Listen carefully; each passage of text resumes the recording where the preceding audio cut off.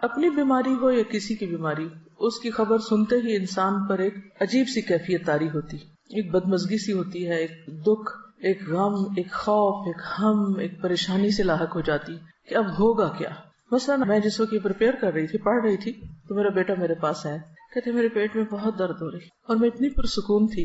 میں نے اسے 1-2 سجیشن دی، ایسا کر لو، ایسا کر لو، ایسا کر لو، اور اس کے بعد میں بالکل مطمئن تھی.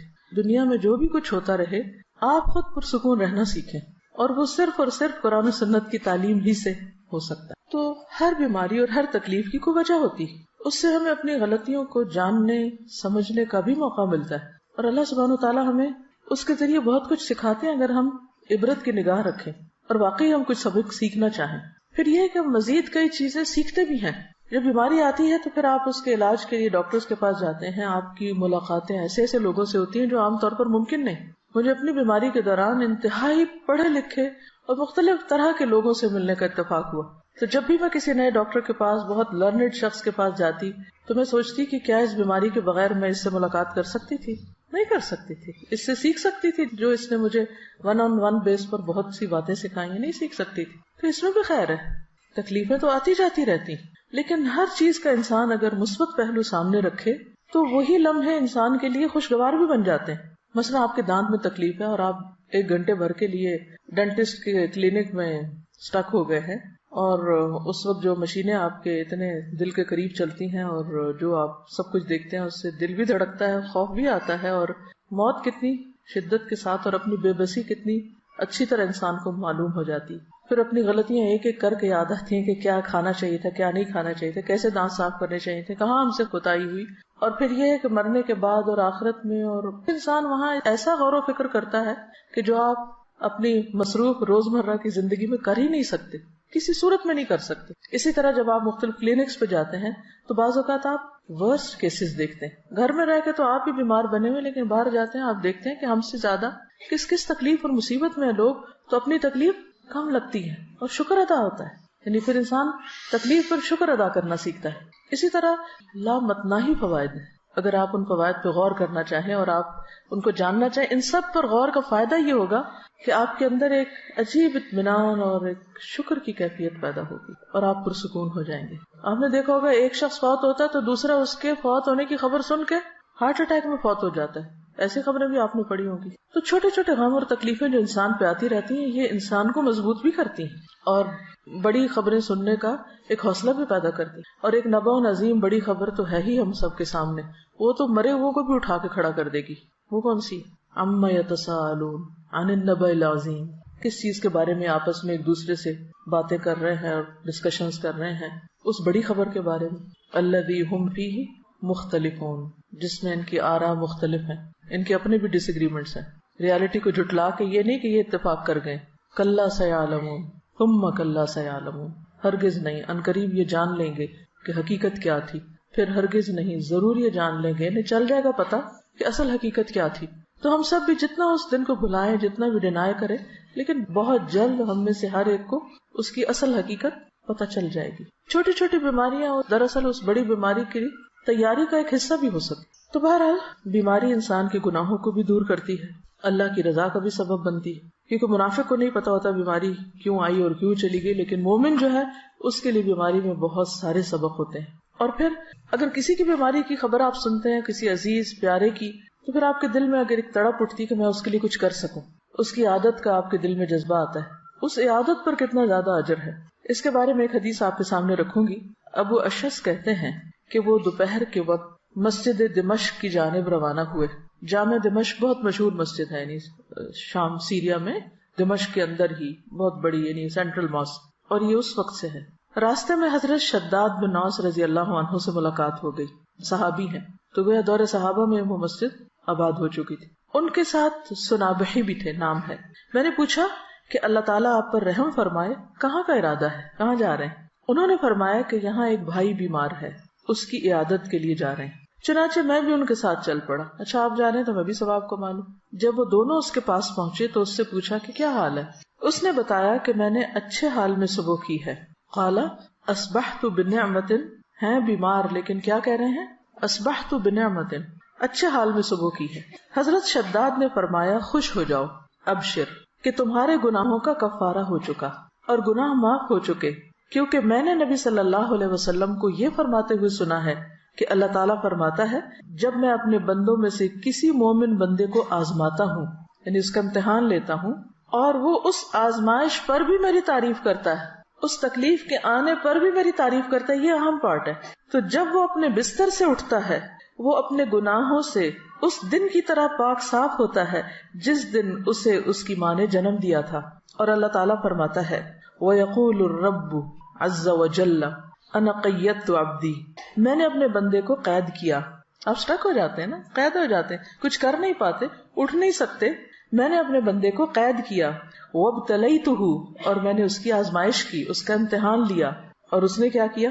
اس پر بھی شکر ادا کیا۔ یہ لکھا ہوا نہیں لیکن محذوف ہے، انڈرسٹوڈ ہے، تو اس کے لیے اب تم اجر کیا لکھو؟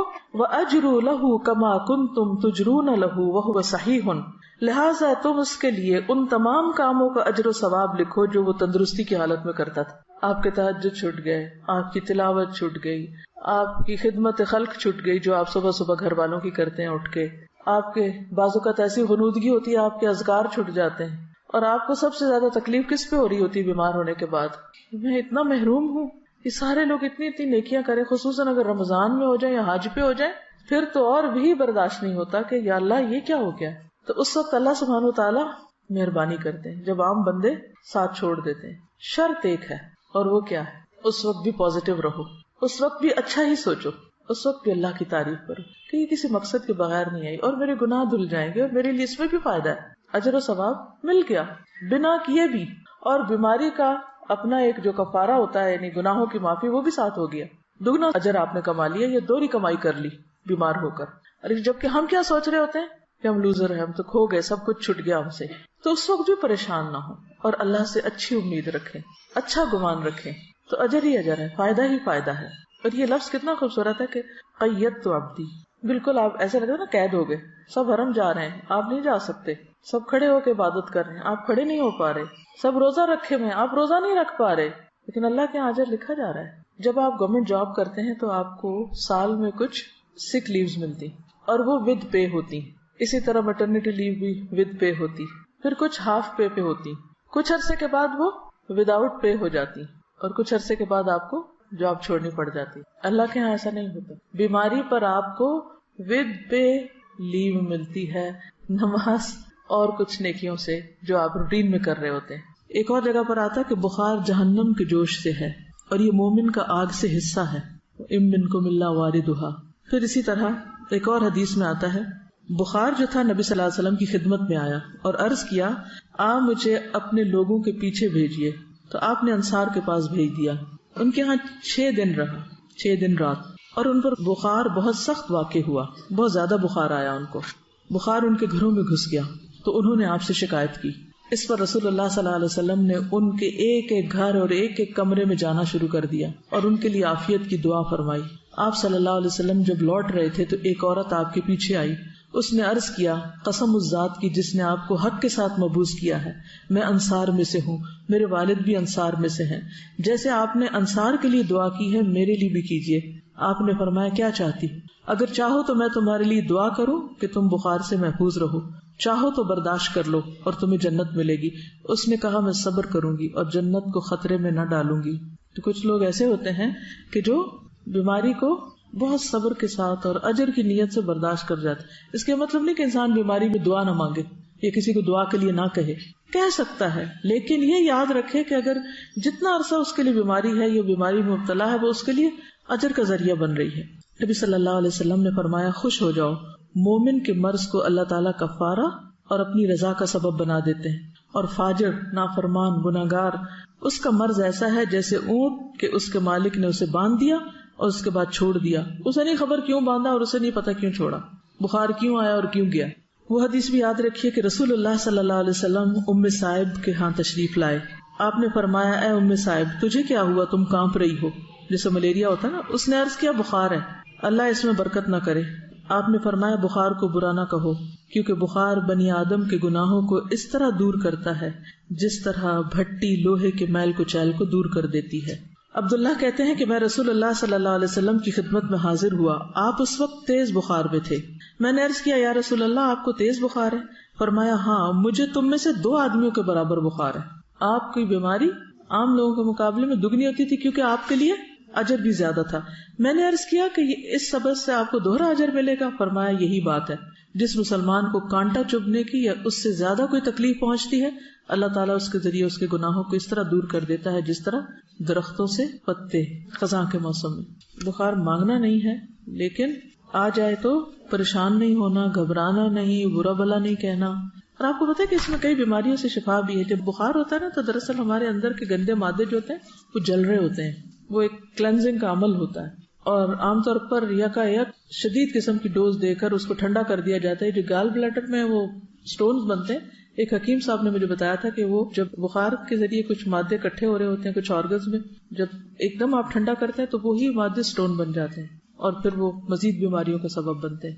ایک اور حدیث ہے حضرت ابو سعید خدری رضی اللہ عنہ سے مروی ہے کہ ایک آدمی نے نبی صلی اللہ علیہ وسلم سے پوچھا کہ ہمیں جو بیماریاں لگتی ہیں یہ بتائیے کہ ان پر ہمارے لیے کیا ہے. نبی صلی اللہ علیہ وسلم نے فرمایا یہ بیماریاں گناہوں کا کفارہ بن جاتی ہیں. ہم سب گناہ کرتے ہیں جانے انجانے، بعض چیزوں کا تو ہمیں پتہ ہی نہیں کہ ہم غلط بھی کر رہے ہیں کیونکہ علم ہی نہیں ہوتا کہ یہ غلط ہے. کچھ عرصے بعد پتہ چلتا ہے تو توبہ استغفار شروع کرتے ہیں. یہ کیسی جہالت ہے، پتہ ہی نہیں تھا کہ یہ نہ کرنے والا کام ہے. بہرحال حضرت ابی بن کعب رضی اللہ عنہ نے عرض کیا اگرچہ بیماری چھوٹی ہی ہو، چھوٹی سی بیماری ہے کوئی، تب بھی؟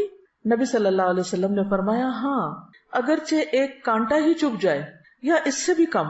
یہ سن کر حضرت ابی بن کعب رضی اللہ عنہ نے اپنے متعلق یہ دعا کی کہ موت تک ان سے کبھی بھی بخار جدا نہ ہو. کیا دعا کی؟ کہ مجھے ہر روز بخار ہو.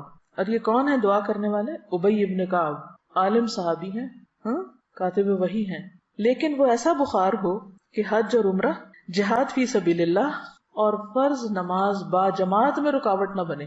میرے یہ کام نہ چھوٹے، ویسے بے شک بخار چڑھا رہے. چنانچہ اس کے بعد انہیں جو شخص بھی ہاتھ لگاتا ان کا جسم تپتا ہوا ہی محسوس ہوتا حتیٰ کہ ان کا انتقال ہو گیا. وہ لوگ اپنے قول کے پکے تھے. ہم لوگ ایک وقت میں ایک بات کرتے ہیں یا اللہ ایسا ہو جائے، اور جب وہ ہو جاتا ہے تو پھر ہم سخت گھبرا اٹھتے پر کہتے ہیں یا اللہ ایسا کیوں ہوا اور ایسا نہ ہو. تو اس لیے جو بھی دعا مانگے سوچ سمجھ کے مانگے اس چیز کو جسے آپ نبھا سکیں. لیکن عافیت کی دعا بہرحال اللہ تعالیٰ کو بہت محبوب ہے. اپنے لیے عافیت ہی مانگے، مگر عافیت مانگنے کے باوجود بھی کچھ نہ کچھ تکلیف آ ہی جاتی ہے. اصل سبق جو سیکھنے کا ہے وہ یہ کہ جب تکلیف آ جائے تو اس وقت آپ کا رویہ کیا ہونا چاہیے. بیماری میں مومن کا رویہ، اصل چیز جو کاؤنٹ کرتی ہے وہ کیا ہے کہ ہم کسی بات یا کسی موقع پر کیسے ریئیکٹ کرتے ہیں. ہم کیا کرتے ہیں؟ لِيَبْلُوَكُمْ أَيُّكُمْ احسن عملا. اور یہ احسن عمل صرف نماز میں خشوع نہیں دیکھا جا رہا، وہ تو اپنی جگہ ہے. یہ احسن عمل ہر عمل میں احسن، ہر عمل میں اچھا رویہ. آپ دیکھیے کہ اگر اس بات پر انسان پورا اتر جائے تو جنت بھی ہے اس کے لیے، لیکن دنیا میں بھی کتنا سکون ہو جائے. ہمیں عموماً تکلیف کس چیز سے ہوتی ہے؟ لوگوں کے کن رویوں سے ہوتی ہے تکلیف؟ جو وہ چھوٹی چھوٹی بات پر آپے سے باہر ہو جاتے ہیں. کوئی بات مرضی کے خلاف ہو گئی تو اتنا نیگیٹو وے میں ریئیکٹ کیا، موڈ آف کر لیا، کئی دن تک بولنا چھوڑ دیا، سیدھے منہ بات نہ کی. اسی سے تو دل تنگ ہوتے ہیں نا. کہیں بھی اکٹھے رہنا مشکل ہو جاتا ہے لوگوں کا. تو مومن کا دل غمگین ہوتا ہے لیکن اس کا چہرہ مسکراتا ہوتا ہے. مرضی کے خلاف بھی بات ہو جائے تو کوشش کر کے مسکرائیں، ورنہ کیا ہے کہ شکوہ ہے کس سے؟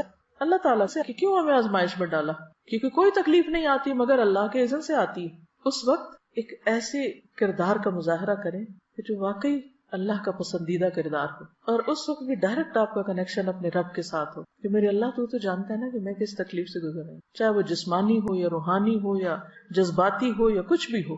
بندوں کو سنانے کا فائدہ نہیں، وہ سمجھ ہی نہیں پاتے کہ مسئلہ کیا ہے. آپ ایڈوائس لے سکتے ہیں کسی سے، لیکن آپ لے کے دیکھیں مایوسی ہوں گی، کچھ بہت فائدہ نہیں ہوگا. تو بہتر کیا ہے؟ پرو ایکٹیو اپروچ اختیار کریں. مثلاً روٹین میں جیسے اب قرآن مجید آپ پڑھ رہے ہیں اس کے ساتھ ایک تعلق ہے. آپ نے دیکھا ہوگا ہر روز جواب آتا ہے کہ نہیں؟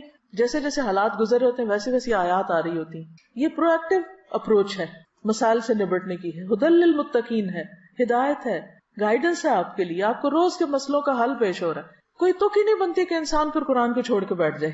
روٹین میں آپ اس کو پکڑے رکھیں. نبی صلی اللہ علیہ وسلم نے اپنے پیچھے کیا چھوڑا تھا جس کو پکڑ کے رکھنا ہے؟ ہم سب کے لیے بھی یہی کتاب ہے. اس کا ساتھ نہ چھوٹے. شفا ہی شفا ہے، مسائل کا حل ہی حل ہے.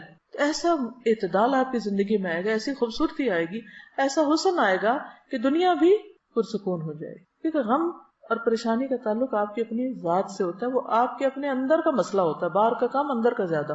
اور دین ہمارا اسی اندر کے مسئلے، اسی بل کو نکالنے کی کوشش کرتا ہے، اور یہیں سے نکلتا ہے، کوئی نہیں نکال سکتا.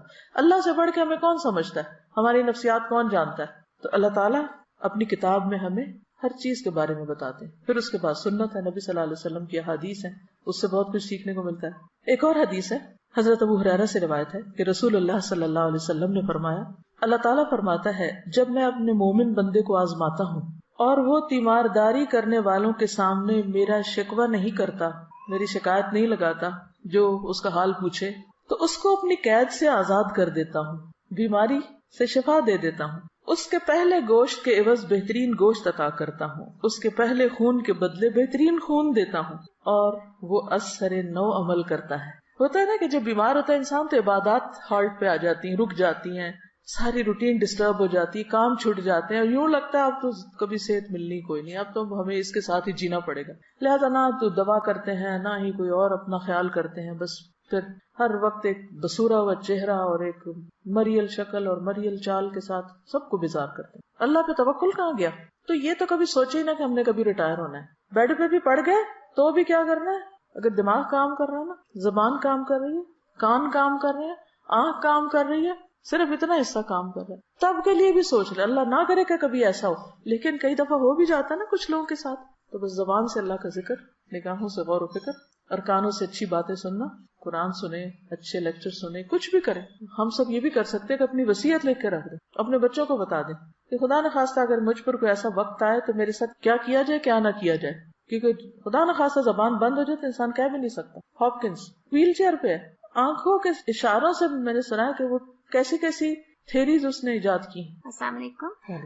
تھوڑے سے پہلے میں نے دیکھا تھا انٹرنیٹ پہ کہ وہ جو احمد دیدات جو اسکالر تھے بہت بڑے، جن سے موٹیویٹ ہو کے ڈاکٹر ذاکر نائک جیسے ماشاءاللہ بڑے اسکالر پیدا ہوئے، تو ان کا آخری وقت جب تھا تو وہ پیرالسس کے اٹیک میں تھے، اور ان کے صرف یہ جو فیس کا حصے ہیں، آنکھیں، یہ صرف موو ہو سکتی تھی، باقی جسم کا کوئی حصہ نہیں ہو سکتا تھا. اور کتنے دن وہ ہاسپٹل کے بیڈ پہ اس طرح رہے، اور آنکھوں کے اشارے سے اپنے جو اسسٹنٹس تھے ان کو کچھ لکھوا رہے تھے اور ان کو بتا رہے تھے کہ یہ کرو یہ کرو. اور میں دیکھ رہی تھی کہ یعنی ان کی آنکھوں سے بالکل ایسا نہیں لگ رہا تھا کہ ان کے اوپر اتنی بڑی بیماری جو ہے وہ طاری ہے، اور وہ یعنی پورے سوچ اور فہم کے ساتھ ان کو وہ انسٹرکشنز دے. تو کبھی بھی مایوسی اور شیطان کو پاس نہ پٹکنے دیں کہ آپ کچھ کریں نہ، بس بیکاری نہیں آنے دینی اپنے پاس، حالات کچھ بھی ہوں. دیکھیں اگر انسان نیت کر لیتا تو اللہ پورا کرا دیتا ہے نا. کچھ سچویشنز کو آپ اوائڈ نہیں کر سکتے، آپ کی زندگی کے ساتھ بندھ گئی ہیں، آپ کی تقدیر کا حصہ ہے، تو پھر بھی دیکھا یہ جائے گا کہ آپ نے ان حالات میں رہ کے کیا کیا. ٹھیک ہے، تو بہرحال بیماری کا شکوہ نہیں کرنا، واویلا نہیں کرنا، دوسروں کو بیزار نہیں کرنا، اس کو اپنے اوپر طاری نہیں کر لینا. تو انشاءاللہ آپ دیکھیں کہ ایک تو اس کی انٹینسٹی کم ہوگی، دوسرا یہ کہ آپ کے آس پاس کے لوگ آپ کے پاس رہنا چاہیں گے، بھاگیں گے نہیں آپ سے. ورنہ ہوتا ہی ہے نا کہ جو بندہ تنگ کر مارے تو سب ادھر ادھر ہو جاتے ہیں. پھر یہ ہے کہ آپ کچھ پروڈکٹیو پازیٹیو کام میں اپنی انرجی لگائیں، کیونکہ رونے کے لیے بھی انرجی چاہیے ہوتی ہے نا، اور چیخنے کے لیے بھی، اور غصے کے لیے بھی، اور سب اوٹ پٹانگ حرکتوں کے لیے انرجی چاہیے ہوتی. جب آپ کی ساری انرجی وہاں لگ جاتی ہے تو پھر جب اچھا کام کرنے کا وقت آتا ہے پھر آپ تھک کے سو جاتے ہیں. اپنی ساری انرجی کو چینلائز کرنا ہے، پازیٹیو وے میں یوز کرنا ہے. پھر ایک اور حدیث ہے، حضرت ابو امامہ سے روایت ہے کہ نبی صلی اللہ علیہ وسلم نے فرمایا، جس بندے کو بھی بیماری سے پچھاڑ دیا گیا، پیرالائز ہو گیا کسی بھی طرح، یا پڑ گیا ہے بیڈ پہ، تو اللہ تعالیٰ اسے جب بیماری سے اٹھاتا ہے تو وہ پاک ہوتا ہے، یعنی اس کے گناہوں کا کفارہ ہو چکا ہوتا ہے. پھر آپ دیکھیے ایک اور حدیث ہے، نبی صلی اللہ علیہ وسلم جب مدینہ تشریف لے گئے تو مدینہ کی زمین جو تھی وہ وبائی زمین تھی. پورے عرب میں سب سے زیادہ وبائیں جو تھی وہ مدینہ میں ہوتی تھی، ارض الوبا تھی. جب صحابہ وہاں پر گئے تو بیمار پڑ گئے، ایک ایک کو بخار، اور حضرت ابو بکر کی حالت یہ ہو گئی تھی کہ ان کو لگتا تھا کہ جیسے بس اب دنیا سے رخصت ہونے والے ہیں، اتنے شدید بیمار ہو گئے تھے وہ بھی. حضرت بلال کے بارے میں آتا ہے اور بھی صحابہ. تو نبی صلی اللہ علیہ وسلم نے اس موقع پر کیا کیا تھا؟ نبی صلی اللہ علیہ وسلم نے مدینہ کے لیے برکت کی دعا کی اور کہا کہ یہاں کے بخار کو جوفہ کی طرف لے جا، یعنی کہ غیر آباد علاقے کی طرف وہاں چلا جائے، یہاں نہ ہو. تو اس کے بعد مدینہ وباؤں سے خالی ہو گیا. عن عائشہ رضی اللہ عنہا قالت لما قدم رسول اللہ صلی اللہ علیہ وسلم المدینہ بعث ابو بکر وبلال فكان ابو بکر اذا اخذته الحمى يقول كل امرئ مصبح في اهله والموت ادنى من شراك نعله وكان بلال اذا اقلع عنه الحمى يرفع عقيرته يقول الا ليت شعري هل ابيتن ليلة بواد وحولي اذخر وجليل وهل اردن يوما مياه مجنة وهل يبدون لي شامة وطفيل قال اللهم لعن شيبة بن ربيعة وعتبة بن ربيعة وأمية بن خلف كما أخرجونا من أرضنا إلى أرض الوباء ثم قال رسول الله صلى الله عليه وسلم اللهم حبب إلينا المدينة كحبنا مكة أو أشد اللهم بارك لنا في ساعنا وفي مدنا وصححها لنا وانقل حماها إلى الجحفة قالت وقدمنا المدينة وهي أوبأ أرض الله قالت فكان بطحان يجري نجلا تعني ماء آجنا. بخاری. حضرت عائشہ فرماتی ہیں جب اللہ کے رسول صلی اللہ علیہ وسلم مدینہ تشریف لائے تو ابو بکر صدیق رضی اللہ تعالیٰ عنہ اور حضرت بلال رضی اللہ تعالیٰ عنہ کو بخار آ گیا. پھر ابو بکر کو جب بخار چڑھتا تو وہ یہ شعر پڑھتے گھر میں اپنے صبح کرتا ہے ہر ایک فرد بشر، یعنی ہر شخص اپنے گھر میں صبح کرتا ہے اور موت اس کی جوتی کے تسمے سے بھی نزدیک تر ہوتی ہے. یعنی وہ اپنے آپ کو کیا سمجھتے کہ اب موت میرے بہت قریب ہے. یعنی کہ یہ پڑھنے کا مطلب کیا تھا کہ اب میں نہیں بچتا. کبھی آپ کے ساتھ ایسا ہوا کہ آپ کو بخار ہو یا کوئی بیماری لگے اور آپ سوچیں کہ اب تو میں مر ہی جاؤں؟ یہ بہت ایک نیچرل سی فیلنگ ہے، ہر شخص اس کیفیت سے گزرتا ہے، کچھ زیادہ کچھ کم، لیکن یہ خیال صحت کی حالت میں کم آتا ہے اور بیماری کی حالت میں زیادہ آتا ہے. تو حضرت ابوبکر نے بھی اپنے انہی جذبات کا اظہار کیا کہ ہر شخص اپنے گھر میں صبح کرتا ہے اور موت اس کی جوتی کے تسمے سے زیادہ قریب ہوتی ہے. اور بلال کا بخار جب اتر جاتا تو وہ رو کر بلند آواز سے یہ پڑھتے. یوں لگتا ہے کہ جیسے کوئی ملیریا کی قسم کا بخار تھا کہ چڑھتا ہے اور اترتا ہے، تو رو کر بلند آواز سے یہ شعر پڑھتے کاش پھر مکہ کی وادی میں رہوں، کیونکہ ہجرت کر کے مدینہ آئے تھے. کاش پھر مکہ کی وادی میں رہوں ایک رات، سب طرف اگے ہوئے ہوں وہاں جلیل اذخر نبات. اذخر ایک گھاس ہوتا ہے جس میں خوشبو ہوتی ہے اور وہ اپنے مردوں کو دفن کرتے ہوئے ان کے ساتھ بھی رکھتے تھے، اور جلیل بھی اسی طرح گھاس کی قسم. اور پیو پانی میں جنہ کا جو ہے آب حیات. یہ مکہ سے چند میل کے فاصلے پر مر الزہران کے قریب ایک مقام ہے، اسے سوق حجر بھی کہتے ہیں، وہاں پر یہ پانی تھا، یعنی وہاں کا پانی تھا. ہوتا ہے نا کچھ چشمے مشہور ہو جاتے ہیں اچھے پانی میں. کاش پھر دیکھوں میں شامہ اور طفیل. یہ مکہ سے 30 میل کے فاصلے پہ 2 پہاڑ ہیں، تو ان کا ذکر. وہاں پہاڑوں کے بھی نام ہوتے، جیسے کسی پہاڑ کا نام لیجیے، جبل ابو قبیس، اور جبل کعبہ، جبل احد، جبل عیر، جبل نور جس میں غار حرا ہے. تو بہرحال یہ 30 میل دور پہاڑوں کے نام ان کو معلوم ہے اور ان کو یاد کر کے رو رہے ہیں. مکہ تو مکہ ہے. اچھا، یہ جو جبل احد ہے یہ مدینہ کے ایک طرف ہے، اور اس کے بالکل اپوزٹ سائڈ پر جہاں سے وہ شروع ہوتی ہے نا، اس کی ذوالحلیفہ کے پاس، اگر کبھی آپ جائیں وہاں احرام پہنتے ہیں دوبارہ عمرہ کرنے کے لیے، تو عیر اس کے قریب ہے. اب جہنم کے پہاڑوں میں سے بہت عجیب سا پہاڑ ہے، دیکھ کے ایک وحشت ہوتی ہے. کالے رنگ کا پہاڑ ہے جبل احد، لال رنگ کا ہے، جیسے لال اینٹوں کا رنگ ہوتا ہے نا، اسی قسم کا. اور عیر اس کے اپوزٹ. تو اس کو میں دیکھتی اور آنکھیں بند کرتی، دیکھتی اور آنکھیں بند کرتی، اور میں کہتی کہ یا اللہ تو محفوظ رکھنا اور یہ نہ ہمیں دکھانا. کیونکہ تپتی دھوپ کے اندر وہ کالے رنگ کا پہاڑ، اور پہاڑ کی بھی یوں چوٹی نہیں ہے، اوپر سے ایسے اسٹریٹ سا ہے، عجیب سا لگتا ہے دیکھ کے. تو یہ جہنم کے اندر ہوگا. اصل میں اللہ تعالیٰ نے دنیا میں انسان کو کچھ ایسی چیزیں دکھائی کہ جس سے وہ اپنے ان گھروں کو بھی یاد کر لے. ہوتا ہے نا کہ ہم جنت تو نہیں دیکھ سکتے، جہنم تو نہیں دیکھ سکتے، لیکن جب یہ کہا جاتا ہے کہ یہ ٹکڑا جنت کے ٹکڑوں میں سے ہے، یا پہاڑ جنت کے پہاڑوں میں سے ہے، یا یہ دریا جو ہے وہاں سے جاری ہوئے ہیں، اور یہ جہنم کی وادی میں سے ہے، تو پھر وہ ایک عجیب طرح کی فیلنگ آتی ہے جو خالی سنتے رہنے سے نہیں آتی، دیکھنے سے ایک اور بات بنتی ہے. تو بہرحال حضرت بلال جو تھے وہ یہ شعر پڑھا کرتے تھے اور کہا کہ اے میرے اللہ، شیبہ بن ربیعہ اور عتبہ بن ربیعہ اور امیہ بن خلف، ان مردودوں پر لعنت کر جنہوں نے ہمارے ملک سے ہمیں نکال کر وبا کے ملک میں دھکیل دیا. مدینہ کیا تھا؟ وبا کا ملک. رسول اللہ صلی اللہ علیہ وسلم نے یہ سن کر فرمایا، یا اللہ، مدینہ بھی ہم کو مکہ کی طرح یا اس سے بھی زیادہ محبوب بنا دے، یعنی ہمیں مدینہ سے بھی محبت دے دے یا مکہ سے بھی زیادہ دے دے. یا اللہ، ہمارے سا اور مد میں برکت دے دے، پیمانے ہیں، اور مدینہ کی ہوا صحت بخش کر دے. یہ جملہ غور کیجئے، مدینہ کی ہوا صحت بخش کر دے. اور وہاں کا بخار جوحفہ میں لے جائے. جوحفہ بھی میقات پر ہے. حضرت عائشہ فرماتی ہیں ہم جب مدینہ میں تھے تو سارے ملکوں سے زیادہ وبا وہاں تھی. پھر فرمایا کہ مدینہ میں بطحان ایک نالا تھا، اس میں بہت ہی تھوڑا بدمزہ اور بدبودار پانی بہتا رہتا تھا، لیکن جب اللہ کے رسول صلی اللہ علیہ وسلم نے وہاں کے لیے دعا کی تو بہت سی نعمتیں وہاں پر اللہ تعالیٰ نے عطا کیا.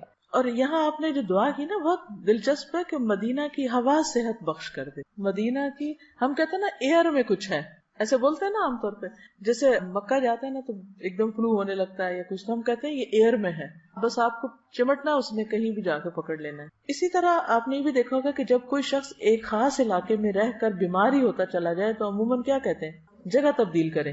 تو پھر جو ہی جگہ تبدیل کرتا بیماری چلی جاتی ہے.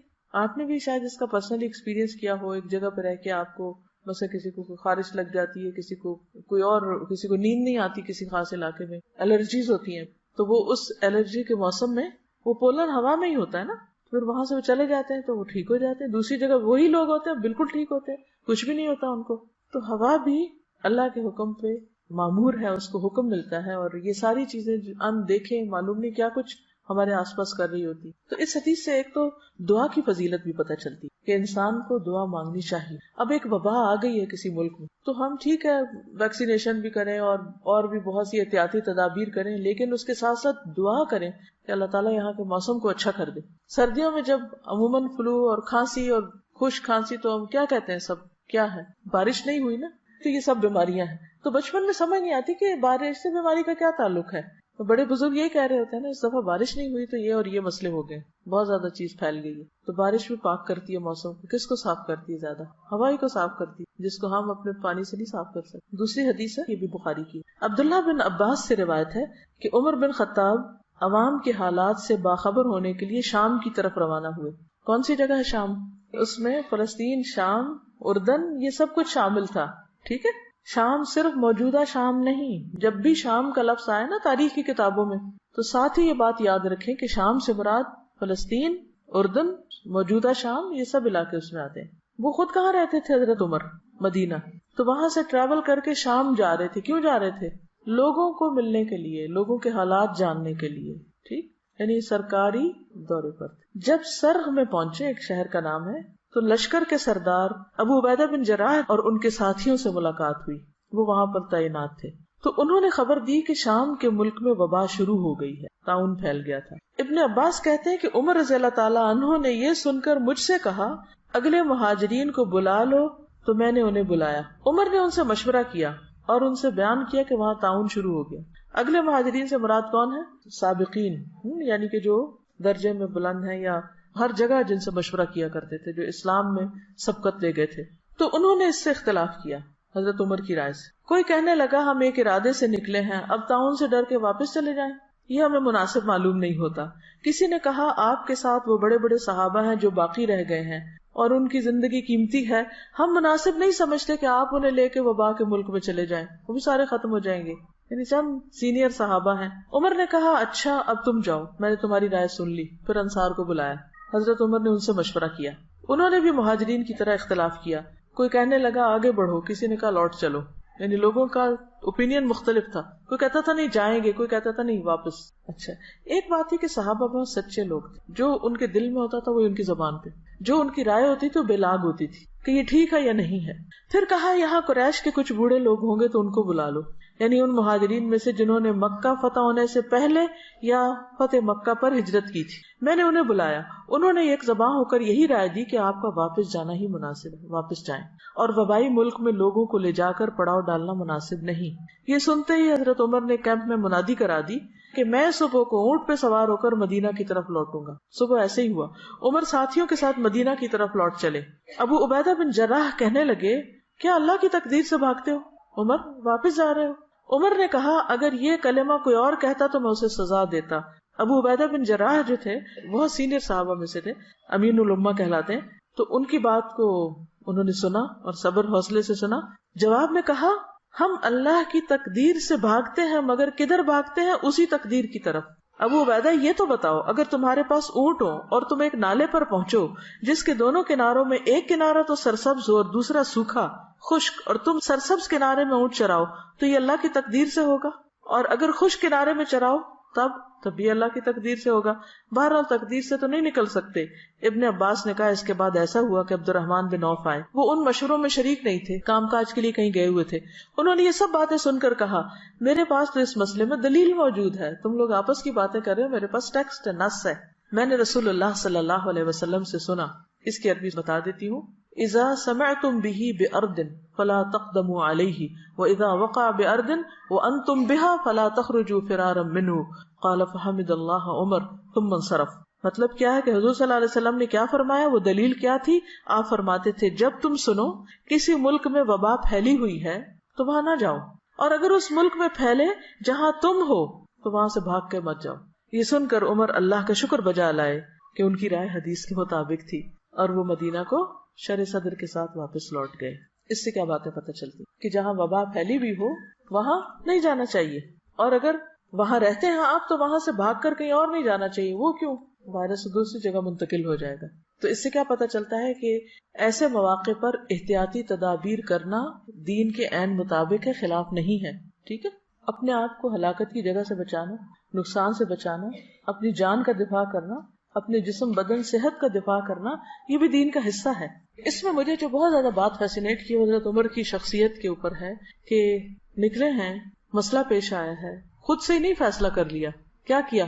سب سے اکٹھا نہیں کیا, ایک سے کیا, دوسرے سے کیا, کیونکہ اگر بہت بڑا گروپ اور مشورہ دینے والا تو وہ پھر صرف بحث مباحثہ شروع ہو جاتا ہے. تو انہوں نے مہاجرین سے الگ کیا اور انصار سے الگ کیا, پھر ان میں سے بھی جو سلیکٹڈ لوگ تھے ان سے پھر الگ کیا, پھر اس سب کے بعد جو سن کے ان کی رائے بنی اس پر عمل کیا, اور پھر عبد الرحمن بن عوف نے جب حدیث سنائی تو اس پر شکر ادا کیا. ایک اور بات پتہ چلتی ہے کہ صحابہ جو تھے اللہ کے رسول صلی اللہ علیہ وسلم کی بات آنے کے بعد کوئی اختلاف نہیں کرتے. اب وہ جو کہہ رہے تھے کہ نہیں چلو چلو آگے ہی چلو, انہوں نے جب سنا کہ نبی صلی اللہ علیہ وسلم نے یہ فرمایا تو پھر کوئی نہیں ملتا کہ حضرت عمر کو کسی نے برا بلا کہا ہو یا کسی اور کو.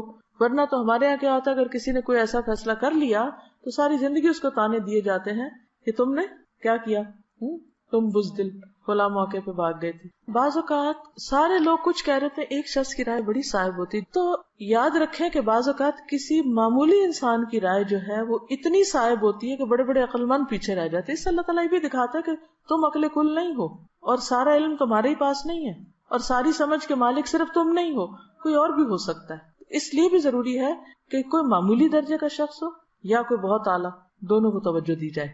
میں نے ایک روایت سنی تھی, مجھے نہیں معلوم اس کا کیا درجہ تھا کیا نہیں, بہت بہت چھوٹی تھی جب سے یہ بات سنی تھی کہ اگر آپ کسی شخص کی کنگھی استعمال کریں گے تو آپ اور اس کے درمیان اختلاف پڑ جائے گا. مجھے اس بات میں ایک حکمت نظر آئی, چاہے اس کی کوئی شرعی دلیل یا کوئی طبی دلیل نہ بھی ہو, لیکن بات یہ ہے کہ کنگھی ایک پرسنل یوز کی چیز ہے. بعض لوگوں تو گھر میں ایک کنگھا رکھا ہوتا ہے, برش, سارا گھرانہ اسی سے کر رہا ہوتا ہے. ایک آیا وہ شیشے کے آگے کھڑا ہوگا, دوسرا آیا اسی نے یہ خوب لڑتے ہیں آپس میں. لڑائی کس لیے ہوتی ہے کہ اس میں ایک یہ حقیقت ضرور ہو سکتی ہے کہ ایک میلا چھوڑ گیا, ایک نے بال اس میں چھوڑ دیے, پھر وہ گما دی, اٹھائی یہاں سے رکھی کہاں, تو وہ پھر یہ چیزیں لڑائی کا سبب بن جاتی ہے. اس میں کئی اور اسباب ہو سکتے, ضروری نہیں کہ وہ اس کے اندر کچھ گھس جاتا ہے جو لڑنے کے قابل بنا دیتا ہے بندے کو. پھر اسی طرح حضرت عقبہ بن عامر سے روایت ہے کہ نبی صلی اللہ علیہ وسلم نے فرمایا, دن بھر کا کوئی عمل ایسا نہیں ہے جس پر مہر نہ لگائی جاتی ہو.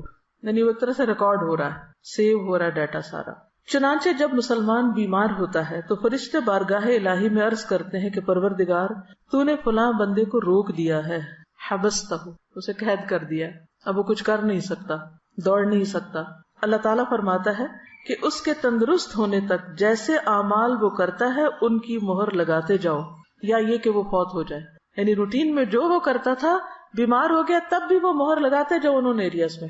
آپ کی ڈیلی ڈائری جو ہے اس پہ اسٹیمپ لگتی جاتی ہے. شرط کس بات کی ہے کہ آپ ایک روٹین میں ریگولر کچھ نہ کچھ کرتے رہیں, تاکہ فرشتوں کو بھی پتا ہو کہ کون سے تھے وہ کام جو آپ نہیں کر پا رہے. اب ایک اور حدیث میں آتا ہے, رسول اللہ صلی اللہ علیہ وسلم نے فرمایا, جب کوئی بندہ بیمار ہوتا ہے یا سفر میں جاتا ہے تو اس کے وہ تمام عمل لکھ دیے جاتے ہیں جو وہ حالت قیام اور زمانہ تندرستی میں کیا کرتا تھا. اور صبر کا اجر کہ قیامت کے دن جب آزمائش والوں کو ان کی مصیبتوں کا بدلہ دیا جائے گا تو اہل عافیت تمنا کریں گے کاش ان کی کھالیں دنیا میں کینچیوں سے کاٹ دی جاتی, تاکہ ایسا اجر ملتا جو صبر کرنے والوں کو ملا ہے.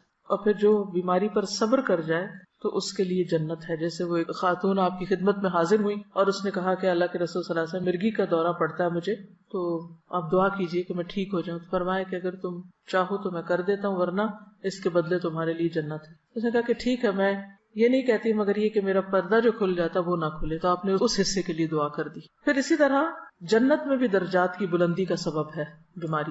محمد بن خالد اپنے دادا سے، جنہیں نبی کریم صلی اللہ علیہ وسلم کی صحبت کا شرف حاصل تھا، یعنی صحابی تھے، وہ نقل کرتے ہیں کہ ایک دن وہ اپنے کسی مسلمان بھائی سے ملاقات کے ارادے سے نکلے عیادت کے لیے. راستے میں ان کی بیماری کا پتہ چلا تو ان کے پاس پہنچ کر کہا کہ میں آپ کے پاس ملاقات کے لیے، عیادت کے لیے اور خوشخبری دینے کے لیے آیا ہوں. 3 کام: ملاقات، عیادت اور خوشخبری سنانے آیا. اس نے پوچھا یہ ساری چیزیں ایک جگہ کیسے جمع ہو گئی؟ انہوں نے جواب دیا کہ میں جس وقت نکلا تھا اس وقت آپ سے ملاقات کا ارادہ تھا، بس ملنے آ رہا تھا. راستے میں آپ کی بیماری کی خبر سنی تو عیادت کی نیت بھی کر لی. اور رہی خوشخبری تو وہ یہ ہے کہ میں نے نبی صلی اللہ علیہ وسلم کو یہ فرماتے ہوئے سنا ہے کہ جب اللہ کے ہاں کسی بندے کا مقام اور مرتبہ اس درجے سے آگے بڑھ جاتا ہے جہاں تک اس کا عمل نہیں پہنچتا، تو اللہ تعالیٰ اسے جسمانی، مالی یا اولاد کی طرف سے کسی آزمائش میں مبتلا کر دیتا ہے، پھر اسے اس پر صبر بھی عطا کر دیتا ہے، یہاں تک کہ وہ اس درجے تک جا پہنچتا ہے جو اس کے لیے طے ہو چکا ہوتا ہے. یعنی آپ ہر وقت جنت الفردوس مانگتے ہیں، روتے ہیں کہ یہ کرنا تھا کر نہیں پائے. یعنی کئی لوگوں کو لٹرلی روتے ہوئے دیکھا ہے جو واقعی سچے دل سے کہتے ہیں کہ ہمارا دل چاہتا ہے ہم یہ بھی کریں، یہ بھی کریں، یہ بھی کریں، لیکن ہم اس ہو نہیں پا رہا. کبھی بچے چھوٹے ہیں، کبھی بیماری آ گئی ہے، کبھی کوئی اور وجہ بن گئی، عمل نہیں ہو پا رہا، کام کر نہیں پا رہے، کرنا چاہتے ہیں. اب عمل کے ساتھ تو اس درجے کو پا ہی نہیں سکتے کیونکہ وہ وقت نہیں ہے، موقع نہیں ہے، یا قابلیت نہیں، یا صلاحیت نہیں. اب یہ گیپ ہے، ابھی کچھ قدم باقی ہیں، تو اللہ تعالیٰ کیا کرتے ہیں؟ کوئی آزمائش بھیج دیتے ہیں، بندہ اس پہ صبر کر جاتا ہے. اس آزمائش کی وجہ سے وہ فاسٹ لفٹ پہ بیٹھ کے اوپر چلا جاتا ہے. قرآن پڑھنے کا سب سے بڑا فائدہ یہ کہ انسان کی ہائی تھنکنگ ہو جاتی کہ میں اس درجے کو پہنچوں. اور اگر صحابہ کی زندگی آپ پڑھیں تو اور بھی اس کو مہمیز لگ جاتی کیونکہ وہ بہت مختلف طرح سوچتے تھے. وہ کبھی کبھی اپنی ڈریمز شیئر کرتے تھے. ڈریم سے مراد اپنے جو آئندہ کے خواب کے کیا کریں، کہاں پہنچیں، کیسی موت آئے، کہاں جائیں.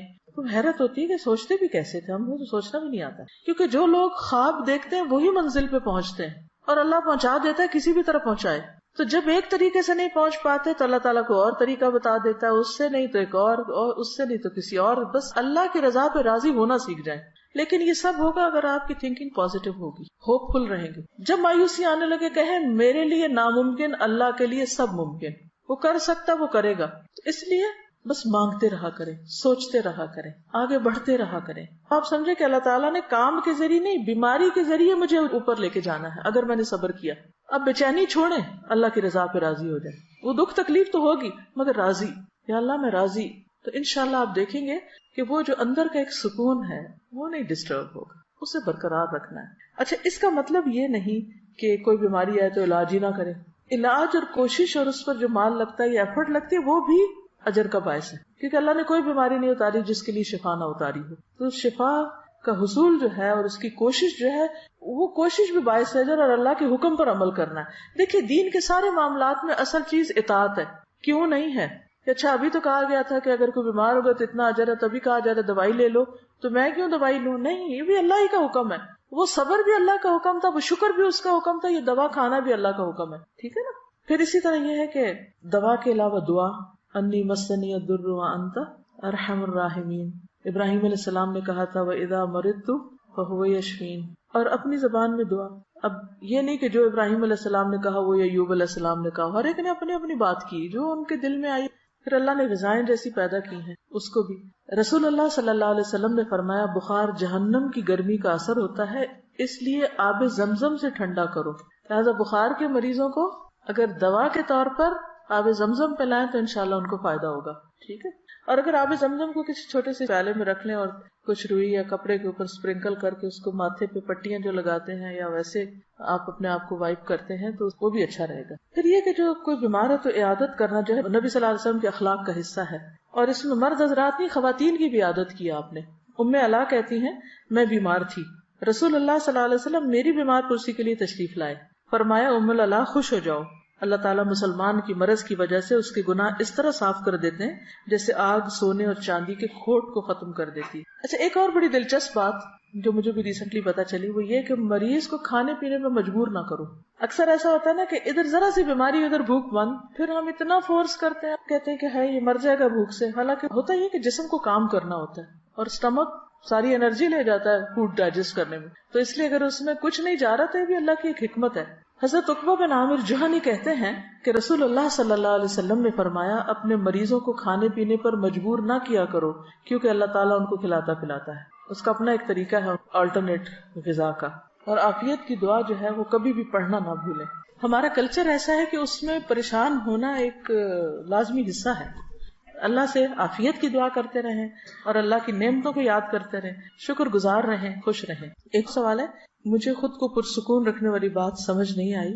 کم از کم میری تکلیف تو مزید بڑھ جائے گی جب میں کسی پر اعتماد کرتے ہوئے اسے اپنی تکلیف بتاؤں اور وہ آگے سے پرسکون بیٹھا رہے اور کوئی ہیلپ نہ کرے.